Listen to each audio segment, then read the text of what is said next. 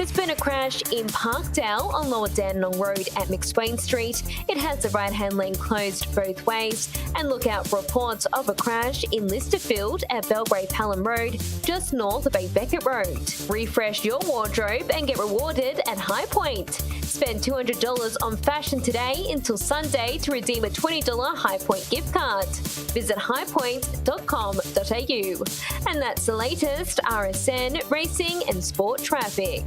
3UZ Football 85 with your host, Kevin Bartlett. Yes, good afternoon and welcome to VFL Park, the 3UZ Football 85. Co-commentators Mike Williamson, Stewie McGee and Statsman George McHutchison. Taylor's there, he's marked. He's got to be painted. Should be able to kick this. It's on its way. The reaction from the crowd is healthy. There's the first goal of the match to the Magpies from the boot of Brian Taylor. So Big Justin takes the kick and drives long. Deep kick right down over centre half forward. They fly under the man in front. Couldn't hold the mark. Where it comes down to Fraser Murphy. Murphy into an open goal kick. It's a goal. Carlton hit the front. From 3UZ to RSN Racing and Sport. Happy 100th birthday.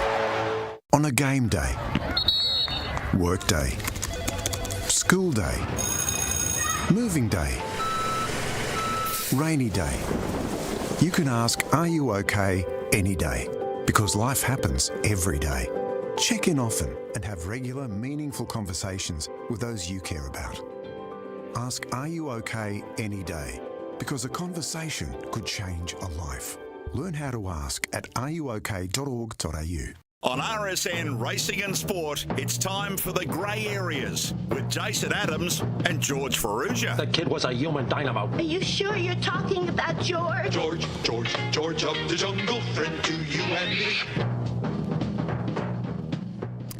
Good afternoon. Welcome to Grey Areas on this Wednesday afternoon, talking all things greyhound racing. My name is Jason Adams. Am I still crook? The answer is yes. Are we going to get text messages come in saying I'm weak as piss? Yes. Happy Easter to everyone. Hope you had a great Easter Sunday. Georgie Ferrugia, welcome in. How was your Easter for you and the Ferrugia clan? Yeah, it was good. Good spending time with the family. Me and the brother-in-law put a charcoal spit on, so we were manning that for most of the day. But big responsibility. Big responsibility. You don't want to stuff up the protein, mate, but that went well. But seeing you were sick, did you get to enjoy Easter a little bit? A couple of chockies, or did you sort of lay low? None. Not one. No, because I left here on Friday, and when I got home, I was not good. Not good. Saturday wasn't good. Sunday come back a bit. Monday I was a bit better. Today I'm a bit better again. Johnny and I have sprayed antiseptic for the last 5 minutes before the show to get going. For a week and a half, I thought... He's generous. He likes to spread it round. No, for a week and a half, I thought, I'm on the back of this. I'll be right tomorrow. I'll be right tomorrow. And then Friday just absolutely kicked me right in the plums. How was your Easter, John? Did you knock off?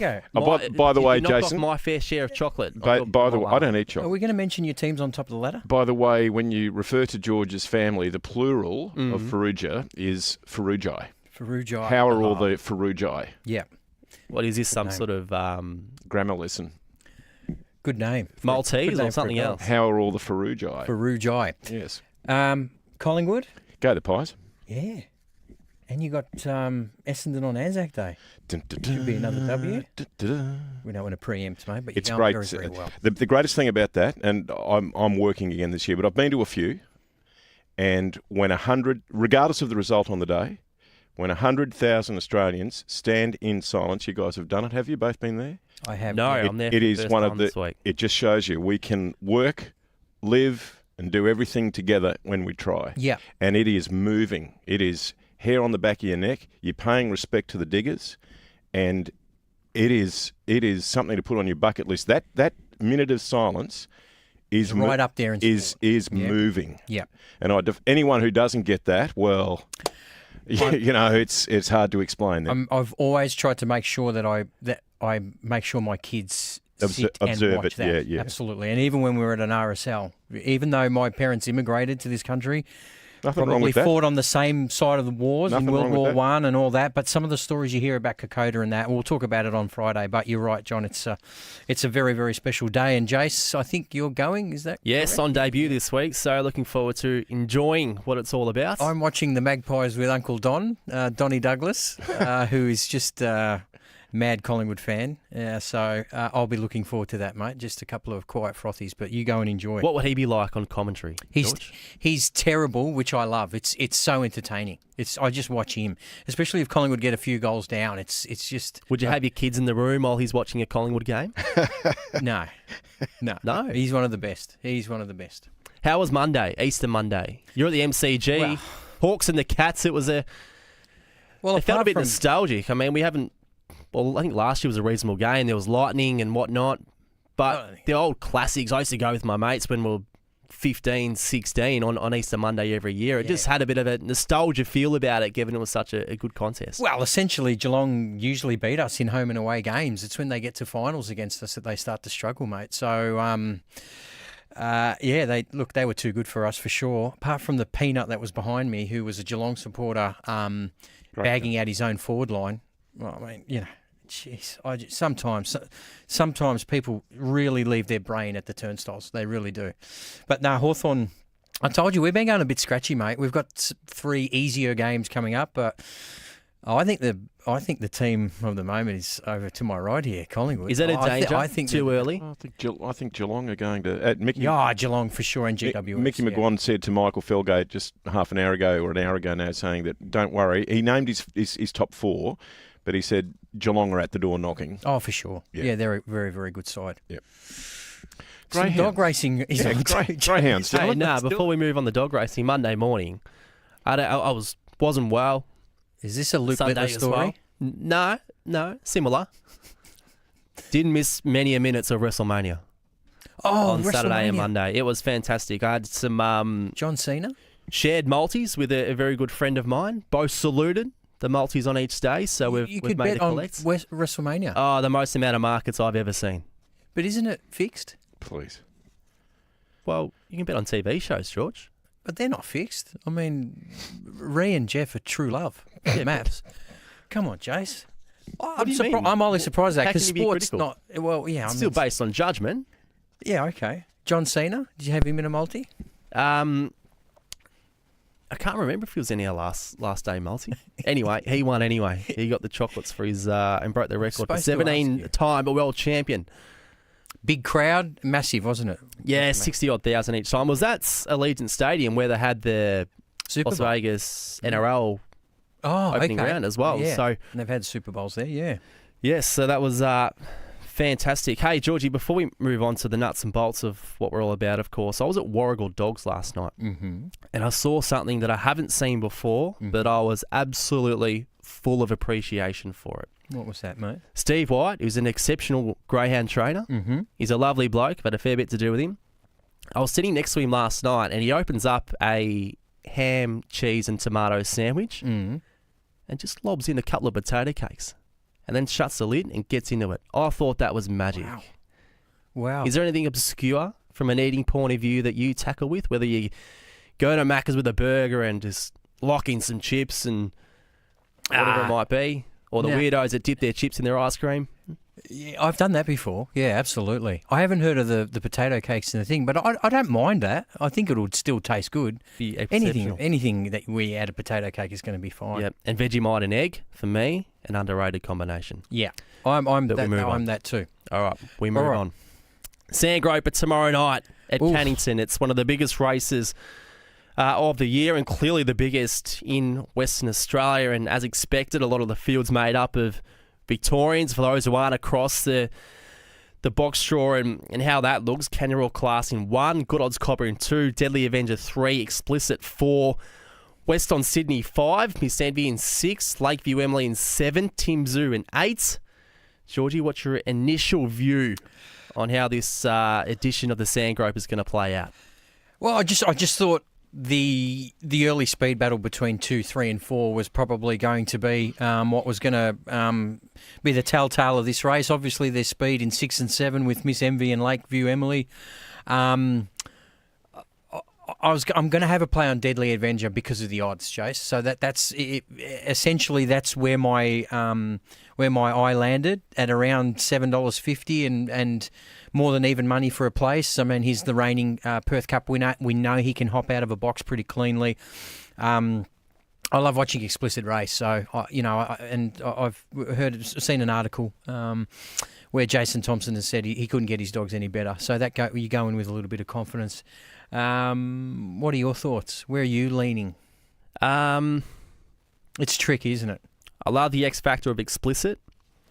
I love Miss Envy as a big race performer. I think Kenya Royal Class is severely under the odds. I don't think he can win the race. It's just too hard to do. He's not going to lead these dogs, and for the times that they can run, he's not going to come from behind. He's going to rely less on than $5. Yeah. I just think that is severe unders. I was a little bit surprised when I think I read somewhere that he was crunched after drawing box one. I don't think it mattered. No, because he's a greyhound who wants to get off the track at this point of his career. I mean, his loyal owner in Corey Smith, he'd rather box one than anything else. Absolutely. In my opinion, I don't think it's any good for him. Yeah, look, he's going to rely on luck. He's obviously a very, very talented greyhound, and he can run 29.3, but so a lot of these, that's by himself. Obviously, with some tails in front of him, it's going to be tough. We haven't heard from Tim from Kilsyth yet, but Tim Zoo off box 8, I know we've potted him in the past from wide draws, and he's proven us wrong, but this is a very, very tough ask at Cannington, I'd suggest. He's one of the outsiders of the race, Tim Zoo, and I think that's understandable. Again, he and Kenya All Class, the two wings of the race, in regards to box draws, I think have to rely on a little bit of luck. So I'm leaning towards Deadly Avenger at the price because I just think $7 is probably overs compared to Kenya All Class at $4.60 and even a good odds Cobra at $4.40. I think they're closer in their ability than what that market suggests. Yeah, I'll lean towards Miss Envy. I'll take her. Nearly $10, yeah. Nearly outsider of the race. Professional race dog. Time after time, we've seen her make good decisions in good fields. And she's as fast as just about any as well. Weston Sydney in 5 doesn't carry a stack of speed. So I think she's in the box seat to run a big, big race at a price that I think is well and truly over the odds. She doesn't have much luck with box draws, does she, Miss Envy? No, but she's made it work. She has. As a decision maker, she's one of the better greyhounds I've seen in recent years. I think as good as she's been, I'd be a little bit surprised if she were to win, Jace. And that's not taking anything away from her ability. I just think the box draw makes this really tough for her with speed in 2, 3 and 4. So, and again, if they lead her, is she going to be able to run any of those down? The correct answer would probably be no. I love her. I'm with you. I think she's a fantastic chaser, but that would be a monumental victory if she were to claim it from box 6. Great race. That's race 5 at Cannington tomorrow night. Yes, Thursday night, and I think it's 10:22. Yes, it is. Victorian time as well. George, throw to James for me. I'm about to have a coughing fit. Yeah. Just quickly, guys, while Jason's unwell over there, I'll turn your mic off, Jace. We've got a late scratching at the Dogs, and importantly, it's in the first leg of the quaddie. It's just coming through. Do not include in race 5, number 3, Zinzan Plodder. Zinzan Plodder, the white dog, is the scratching in race 5. Here's James Vandermart at Healesville. So $2.50 now about the inside draw. And the runner's about to be loaded for race number 3, third on the program. So they are now linking in, it looks like. It's a bit hard to see the starting signal with that gum tree, but I think it is flashing, and they are now moving in. Third race, so $2.20 about Jewel Magic's. Rock bottom price-wise, was a good win last time. Let's see if she can back it up. I reckon she wants off the track a bit. They're set to go now, ready for race number 3. Set. Off and racing, and Jewel Magic began well, but then just brushed into Blue Skylark, and out fast Crack Gem from the outside. Went through to lead over Blue Skylark, who now muscles through to the front. Then Orange Ratio with Dragon Black, and running on She's Tropic Bear it is, and Jewel Magic back toward the tail, but it's all Blue Skylark clear in front. And Blue Skylark went on to win it by a length to Orange Ratio, third to Dragon Black, and then Jewel Magic. Definitely better suited out deep by the looks. Then Bear It Is, She's Tropic, Peyton's Pearl, and Crack Jam, another runner who was short-lived early, went straight to the front and then tied to run last, 16.97. Good run for Blue Skylark for Gary Johnson. It's come through number 2 to win. It's a nice strong closing section too, getting up on the rail, home in 10.28. There's nothing wrong with that in a Tier 3 Grade 7. Number 2, the winner, has come through to beat Orange Ratio in for second placing, and Dragon Black, number 3, up for the third money. So 2-8-3. Fourth in was number 1, Blue Skylark, the winner. Raced by Gary Johnson for Rosegiel, Aston Rupee and Uphill Jill. Number 2 is the winner. From the 8 second, Orange Ratio has finished quickly late. Andrew Broadley, out of range, Golden Ratio. And the 3 was third, Dragon Black for Troy Walters at Parwin. Primo Uno, don't see too many of those still racing. And Nangar Diva. So 2-8-3-1, 16.97 the time. Blue Skylark with that nice inside run. Dashing through. So 2-8-3-1, James. Thank you. That's James's first 4 here at a pretty good price, gentlemen. Number 2, Blue Skylark at $5.20 and $1.50. Beats number 8, Orange Ratio, $1.04. 3, Dragon Black, $3 and 1, Jewel Magic. The Quinella, $9.20. Exacta, $27. James's Trifecta, $92. And his first 4 in that race has paid $191, 2-8-3-4. Running double is a jackpot of $27. Race 4, James Vandermaat has gone 7-1. 2 and 3. We've got some text messages through, Jace, about this big Sandgroper race from Matty Field. Good odds cobber for me in the Sandgroper. And, of course, our mate from Kilsyth, Tim from Kilsyth. Yes. Boys, watch the dogs in 3, 4, 5 run into each other on the first bend, and then Timmy Zoo will run around them and they won't catch him. Go Tim Zoo. Good show, boys. So they're the 2 text messages we have from the Sandgroper. Shall we start talking about some... It's a big night of racing because we've got some Warrnambool Cup heats. Yeah, we do. We've got a Metro meeting at Sandown, which we'll touch on later on in the show as well. And as you say, we've got 7 heats of the Warrnambool Cup, which is a great result. Beautiful, we do. And I'll kick off with a text message. George's dog Van Wyck has found a fairly soft heat in the Warrnambool Cup tomorrow and is drawn suitably near the fence. Looks the likely winner to me. Thoughts, please, George? So we can start there because that's the first of the heats. Yeah, look, he's drawn where he wants to be, Van Wyck. There's no doubt about it. I'm not sure about a soft heat because you've got a greyhound like Fernando Phil who just eats up these type of Country Cup heat races. And the favourite is Beach Burbsky off the pink, who is 2 starts ago ran 29.36 at Sandown. So they probably looked the 3 in the first heat, Jace. I thought Fernando Phil was very tame in his last start at Geelong. It looked to be a race, in my opinion. He should have gone on and won.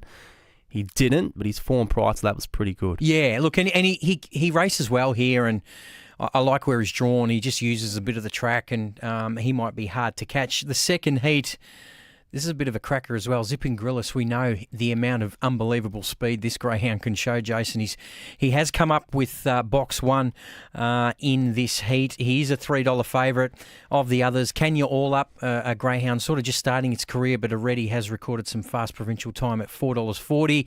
Description, who's been there and done that in this type of country companies, at $6, and Gold Scotch at $3.70. Your thoughts? Well, Mapunga Shine is one that... He's had one start back since October, and it was in a really hard free-for-all over 400 metres at Geelong. So he has to be better for that. And 8.50 too, Jay. So nice odds if you get the Mapunga Shine, we know that can win group race. Yeah, it's an unknown. And unless Jeff Britton has full expectation of where he's at, it's really difficult. Zipping Grillis, I think, for me, I mean, he's a professional race dog. You just know what you're going to get from an inside draw. That's no disadvantage for him. And you mentioned Gold Scotch. She's another one under the banner of the juggernaut of the G Ferrugia ownership. What's your expectation on her? Yeah, look, she's only had 1 run back from a spell as well, and she went okay at Shepparton, but I don't went okay, 25-15. Yeah, she's a fast dog, but I don't think she can beat Zipping Grillis. I do like the draw though, so there's no excuses. She does not mind it from out there. What about this heat, Jace? King Owen, who I have got a lot of time for, 29.85 at the Meadows, if you don't mind, 2 starts ago, up against Aston Fantastic, who probably for these one-turn tracks, Jace, is one of the quicker greyhounds going around when he shows his best. 27 wins from 44 starts, and the market has separated them, actually. Aston Fantastic around the $3 mark. King Owen, I think, represents some really nice value here, Jace, at $7. What do you reckon? What price was Aston Fantastic? $3. That's good enough. Good enough for He you? hasn't raced since December. So, I mean, you can say there's question marks, but the bottom line is he's in a heat of the Geelong Cup. Yeah. Dave Gill hasn't got him in unless he's ready to run in a heat of the Warrnambool Cup. So, yeah, he's one of the fastest beginners going around, and he was going back to what was Bendigo Cup time in October last year, something like that. Ridiculous runs, weren't they? Yeah, anywhere near his best. Just looks to win the race, in my opinion. Valenzuela, another one of your formidable ownership camp. Runner up in the launching pad, but he hasn't drawn that well here. Yeah, no. Look, I mean, this is a big step up for class for him. I'd be very surprised if he were to win. The King Owen for me at $7 was a little bit eye popping, especially if you consider Aston Fantastic. We haven't seen him race for almost 5 months, but King Owen's recent form has been pretty good. Heat 4, Jace, again. Nice little battle here between Field Day, who we all know is just such a quick greyhound on 1 and 2 turn tracks. He's drawn box 2, and we get to see the return of Sunset Fraser, of course, with a back muscle injury that kept him out for a little while, Jace. And we obviously during that, the Melbourne Cup Series, 29 seconds flat at Sandown, broke the sectional record down the back, and he's favourite, $2.30 ahead of Field Day at $3. What a battle. Yeah, it's a great battle, and he's shown an inclination, and this is a good example of a greyhound where early in their career you can cast judgment on them and what they want to do in their races, because early on he was so desperate to get down towards the inside, and that's not saying he doesn't want to do that now, but he doesn't do it in a manner of which it's going to ruin his race. So I don't think box 8 is as bad as what it seems. And this is often something that I speak about with people that are new into the game, whether they're in on ownership. There's a difference with drawing box 8 on a 2-turn track where you're essentially got 5 seconds to get to the first marker, whereas box 8 at Warrnambool, box 8 at Geelong, box 8 at Bendigo, you've got a little bit more time to balance up, and you can use your speed to then cut across. So I love greyhounds that can show a little bit of speed. I don't think Sunset Fraser's drawn badly at all at Warrnambool over this distance. If he was first up in a free-for-all at the Meadows off box 8, it could be a little bit more problematic. But he's got a lot of time to sweep around them on this fantastic track. Probably my favourite provincial track, Warrnambool. I think it's just brilliant. I love this race, really do. Field Day is in great form. His last 2 wins, Jace, 24.84 at Shepparton, and then a 23.84 win at Bendigo, where both times he didn't lead early, where we know he can show a little bit of speed. That's a terrific race. Yep, it is. Sunset Fraser, I think, is going to be pretty hard to beat. And I'm mad in thinking when we speak about these dogs who want to get down towards the inside, that habit is enhanced on a 1-turn track as opposed to a 2-turn track. And I say that because of the position of which the boxes are, where I expect on a 1-turn over the longer distance, which is the 450 metres, they would be further off the track than what you would get over a 500 metres at Sandown or the Meadows. Does that bring hard railers and add fuel to that habit they've got of getting down towards the rail? Yeah, it could. It could. And you're right, there's so many different variables, isn't there, and different track circumferences where they might shift in a little bit more at Warragul that they do compared to Warrnambool or Shepparton. So you're right, you make a good point. As a general rule, they are a little bit further off, aren't they, off the track? And I think I've spoken to a few trainers in Queensland where I think at the queue, the 450 metre starts a fair way off the inside, so you're going to get some dogs wanting to hunt up closer to the fence. So that's a good point that you make. But I just think Sunset Fraser, from all reports, looks like he's trialled really well in the lead up to this. But you're not jumping straight back into a grade 5, so the heat's on immediately. But I think the only thing they want is just to make sure he stays sound and, you can get some more racing out of him. I believe he's served a couple of females. Heat 5, Jace, one of our favourites. We speak about him a lot on this show, Vincent Bale, who's probably a little bit more suited over a distance a touch further. We've seen him run over 600 metres impressively. His 2-turn tracks have been great, but he's drawn well here.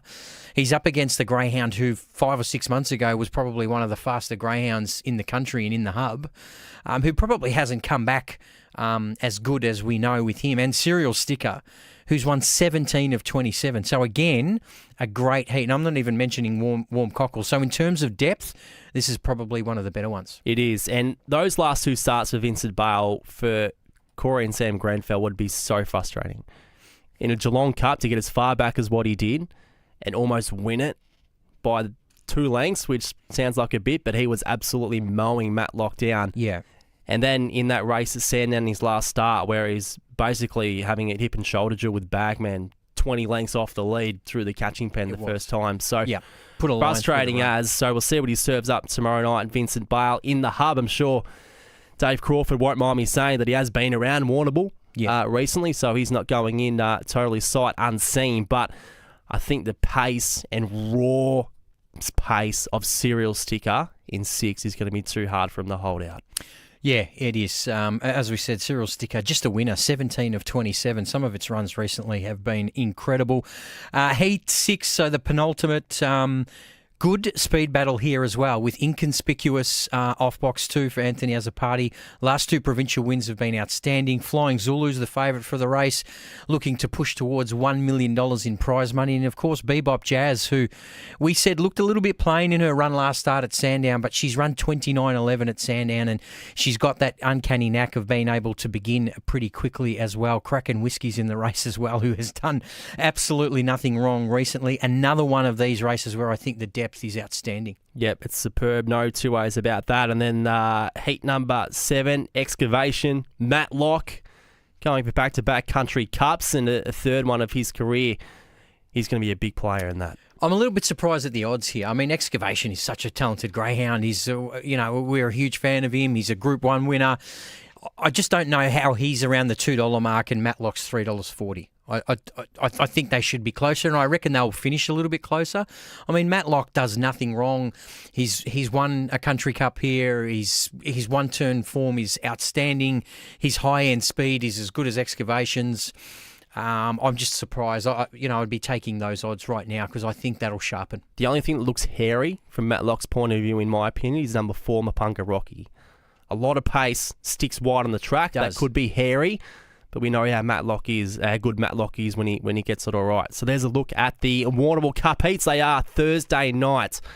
They're at the Bull, and of course it'll run in alignment somewhat with Sandown tomorrow night, George, where the main race of the night is again a veterans contest, and Hector Fawley and Trooper Tears for the third time going at it again. This is like the Rocky franchise film series. Rocky 1, we've seen Trooper Tears come out and KO his opposition, defeating Hector Fawley in 29-22 at Sandown. Then Hector Fawley did a little bit of the Sylvester Stallone in Rocky 2, decided to come back and win and show the world that he's still got the ability. 29.71 at the Meadows for Hector Fawley.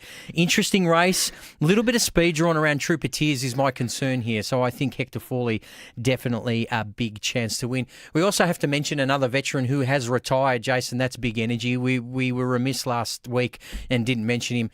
Hats off to a really good career. Obviously, he represented RSN here for the Phoenix when he was absolutely flying, when he won the shootout and started favourite in a Melbourne Cup. He's been a terrific greyhound. Finished his career taking out a Masters at Wentworth Park, which I think was really ideal, and he was a terrific dog. Did he crack it for a really big race, considering his ability? He didn't, but he was always there in amongst it. Yeah, he was a warrior. Absolute warrior of the sprinting ranks, that is for sure. Not long before we have to head back to James Vandermart at the Ville.